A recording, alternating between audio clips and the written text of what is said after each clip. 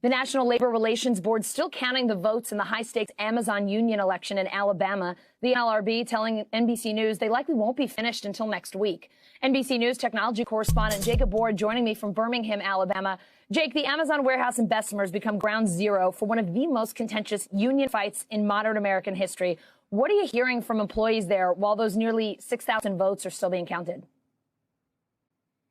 Well, Allison, this is a truly symbolic moment. I mean, we're right now in the very granular details of trying to sort through who can vote, which names are valid, and then the secret ballot will begin. But it's the historic sort of, iconic quality of this that really has captured the nation's attention. Now, what's so interesting is to talk to people here, Allison, who, many of them say, yes, we want a union to represent us. We need it to improve our circumstances at Amazon.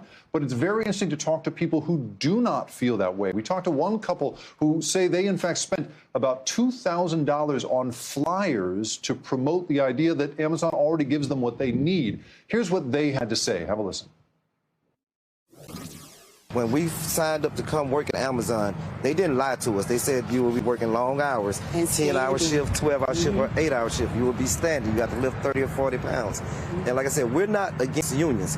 We're against this particular union. They have training, they have certifications, but we have to intrinsically be motivated to take advantage of those things. So you have to look at Amazon and the totality of what they offer beyond the immediate paycheck and look at the possibilities for the future.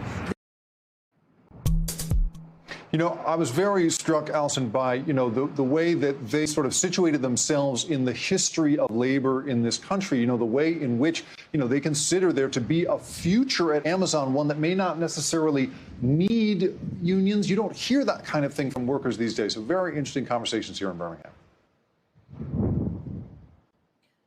Jake, I hate to ask you to pull out your crystal ball, but do you have a sense of where this is leaning here, or could this still fall in either direction?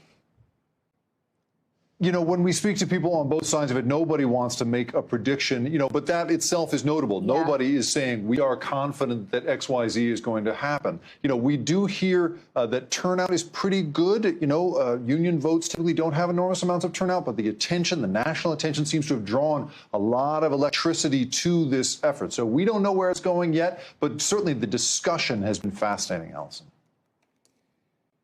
All right, Jake Ward, I know we'll be checking in with you about this one again later in the week and next week as well. Thank you for your reporting. Appreciate it.